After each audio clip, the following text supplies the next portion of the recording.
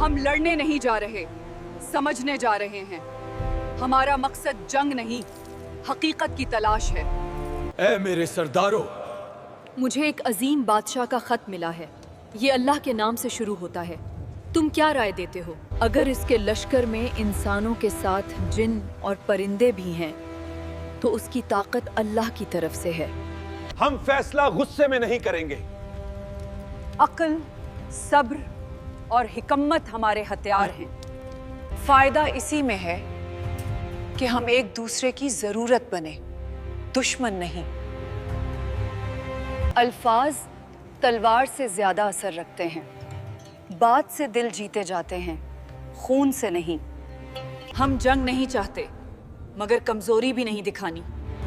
دانش مندی یہی ہے کہ پہلے بات کی جائے۔ یہ پیغام طاقت کا نہیں، سچائی کا ہے۔ شاید یہ وقت ہے کہ میں حق کو پہچانوں۔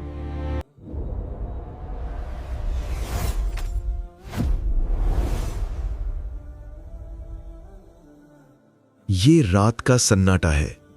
ایک عظیم محل کی بالکنی پر ایک عورت تنہا کھڑی ہے۔ اس کے زیر قدم ایک پوری سلطنت ہے۔ اس کے اشارے پر ہزاروں سپاہی، اس کے حکم سے خزانے کے دروازے کھلتے ہیں۔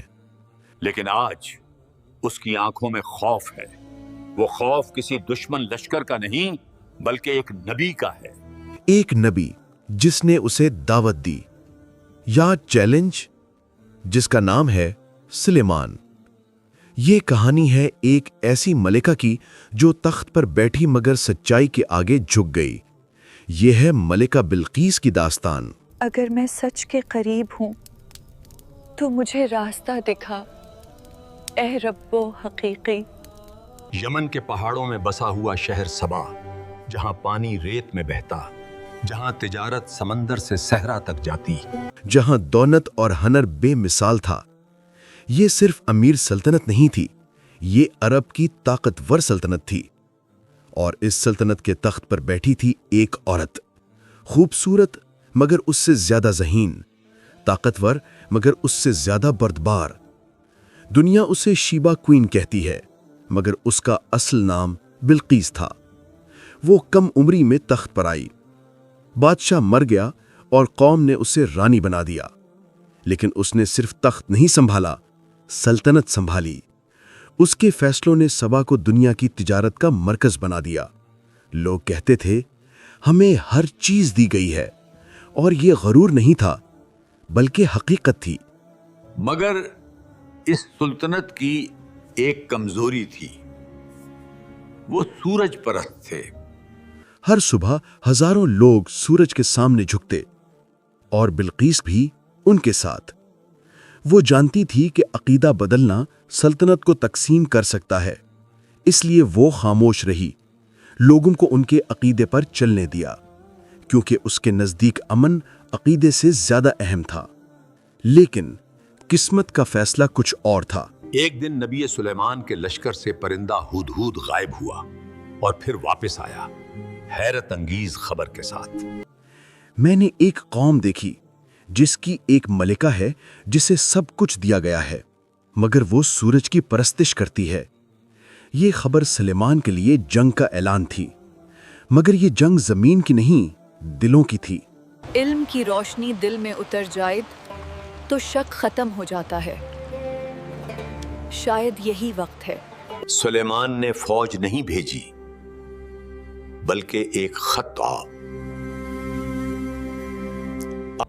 بسم اللہ الرحمن الرحیم، میرے مقابلے میں نہ آؤ، اسلام لے آؤ۔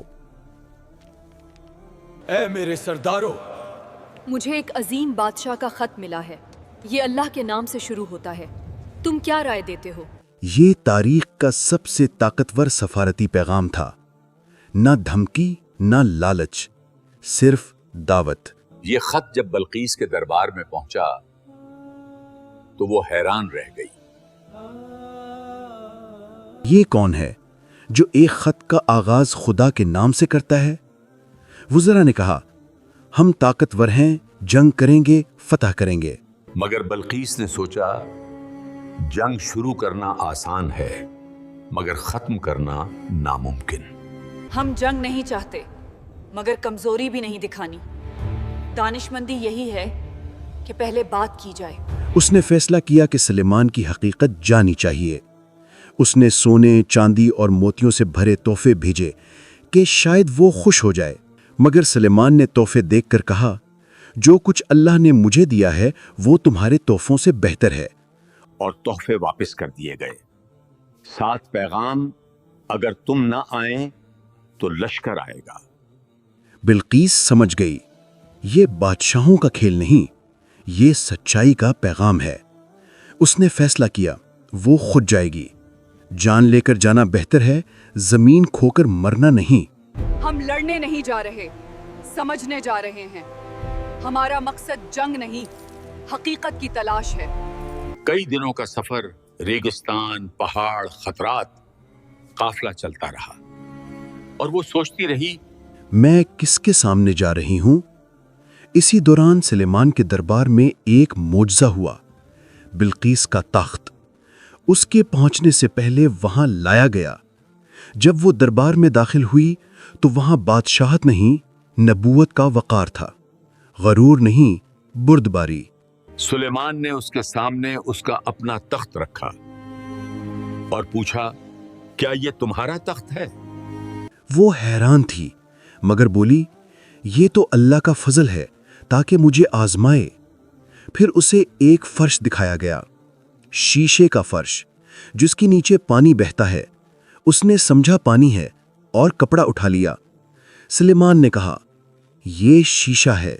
उस लम्हे वो समझ गई, मैं इस शख्स को आजमाने नहीं आई, मुझे आजमाया जा रहा है।